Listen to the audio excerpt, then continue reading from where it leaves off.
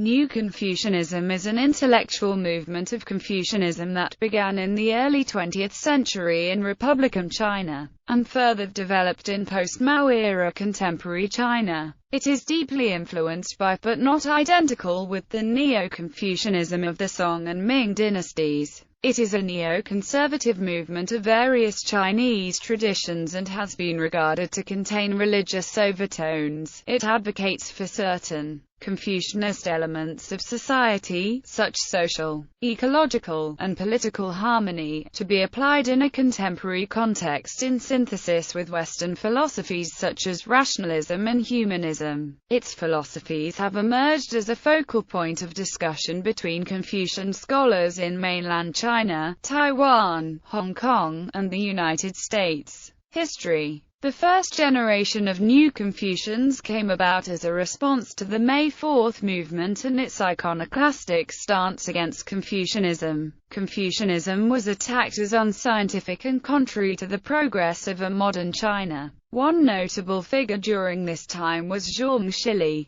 who studied Buddhism in depth in his youth but later sought for a reformation of the Confucian philosophical framework. Borrowing from the school of Wang Yangming, Zhong developed a metaphysical system for the New Confucian movement and believed Chinese learning was superior to Western learning. With the start of the communist regime in China in 1949, many of the leading intellectuals left the mainland to Taiwan, Hong Kong, and the United States. Notable figures of this second generation include individuals like Tang Junyi, Mou Zhongshan, and Zhu Fugan, all three students of Zhongshan. Mou Zhongshan, in particular, was well versed in the ancient Chinese philosophical traditions and argued that Kant was, in many ways, a Western Confucius. These three, together with Zhang Junmei, issued in 1958 the New Confucian Manifesto, consolidating their beliefs and drawing attention to their philosophical movement.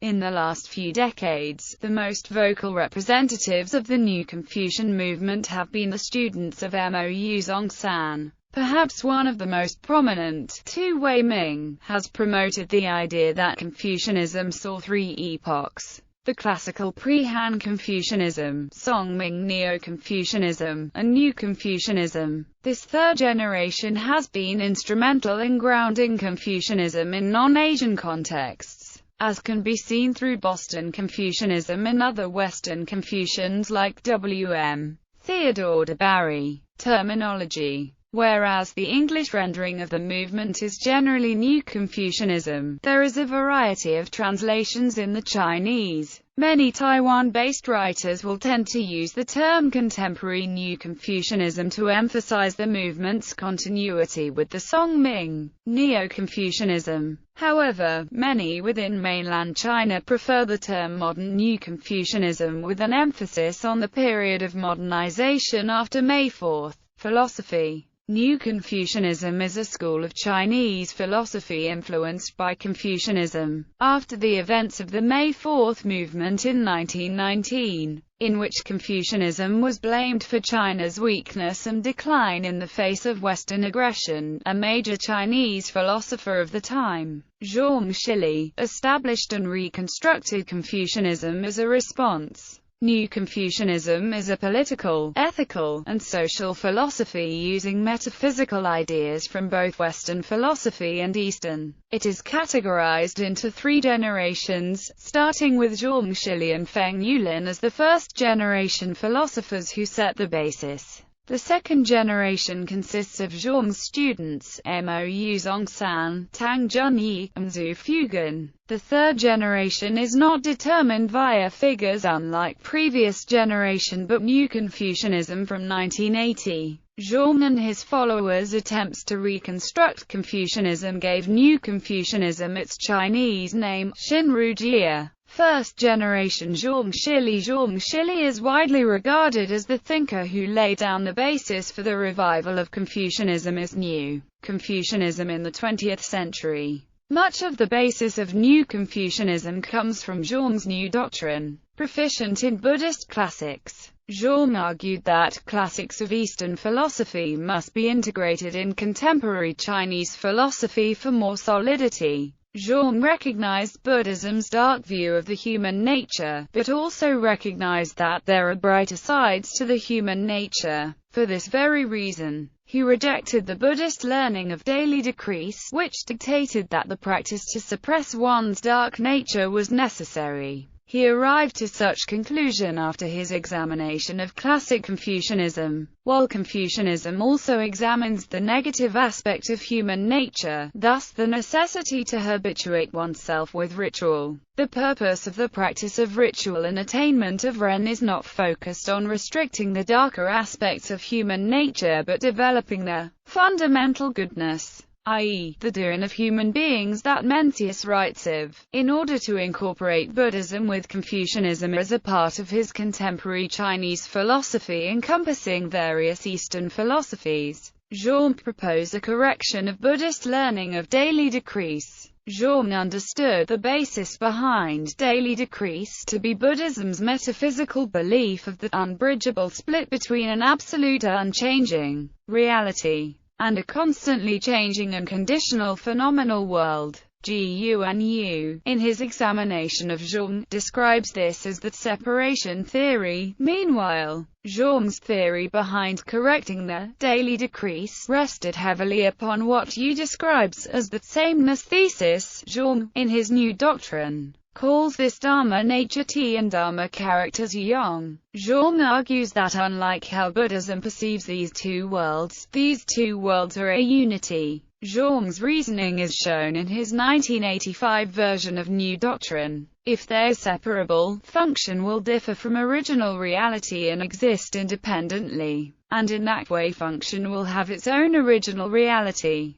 We should not seek for some entity outside function and name it original reality. Furthermore, if original reality exists independent of function, it is a useless reality. In that case, if it is not a dead thing, it must be a dispensable thing. Thinking back and forth, I believe that original reality and function are not separable. This should be beyond doubt. His view on this unity can be seen in his earlier works such as New Treatise on the Uniqueness of Consciousness. In New Treatise, he argues that the reality is equal to the mind. This mind does not refer to one's individual mind but the universal presence in which there is a universality of mind amongst all beings, thus being the reality. Zhong incorporates the Confucian and Buddhist concept of self-mastery of one's desires, by arguing that failing to control one's desires and individual mind, one will be a heap of dead matter. Zhong's view is that one should perceive objects of the world internally, since what is external is ultimately also internal and that they are one as both mind and reality. Second generation Mou Zhongshan is considered to be one of the more influential second-generation philosophers. Mou's general philosophy on metaphysics stays in line with Zhong's.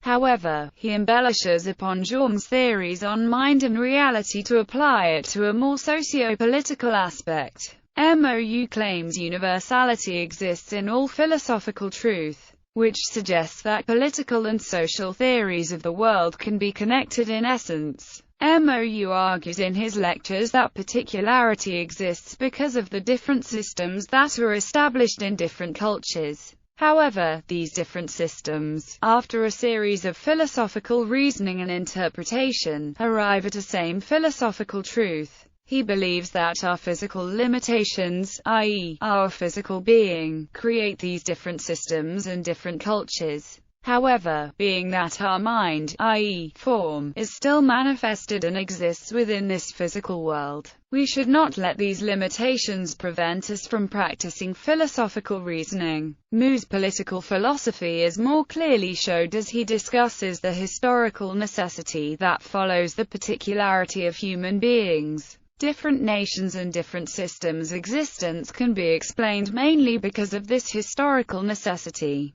Mou asserts that historical necessity exists neither because of logical necessity or metaphysical necessity but because of what he calls a development of the spirit, what he also labels as dialectical necessity. He claims that history, however, should be perceived and interpreted as something that has both historical necessity, i.e., also dialectical necessity, and moral necessity. For there are two types of judgment, moral and historical. Mou states that Greek or Chinese, these basic necessities behind history and fundamental human character are the same, and therefore universality in philosophical truth exists even behind politics and history. Neo-Confucian Manifesto. The term itself was first used as early as 1963. However, it did not come into common use until the late 1970s. Neo-Confucianism is often associated with the essay, A Manifesto on Chinese Culture to the World, which was published in 1958 by Tang Junyi, Mou Zhongshan, Zhu Fugan and Zhang Junmei. This work is often referred to as the Neo-Confucian Manifesto, although that phrase never occurs in it.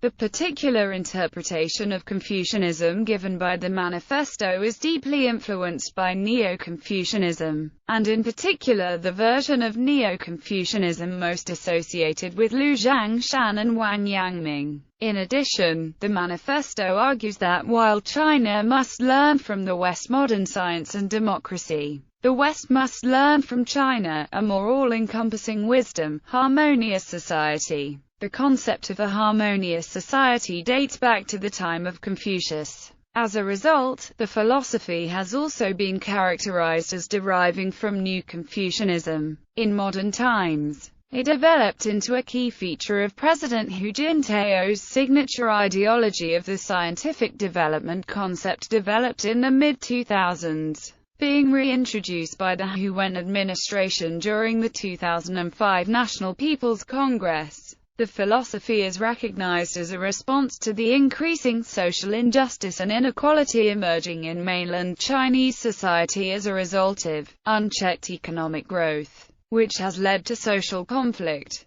The governing philosophy was therefore shifted around economic growth to overall societal balance and harmony. Along with a moderately prosperous society, it was set to be one of the national goals for the ruling Communist Party. The promotion of harmonious society demonstrated that Hu Jintao's ruling philosophy had departed from that of his predecessors. Near the end of his tenure in 2011, Hu appeared to extend the ideology to an international dimension, with a focus on the international peace and cooperation, which is said to lead to a harmonious world. The administration of Hu's successor, Xi Jinping, has used the philosophy more sparingly. Some scholars, notably Yan Zuetong and Daniel A. Bell, advocate the restoration of meritocratic Confucian institutions such as the censorate in China and elsewhere as part of a new Confucian political program.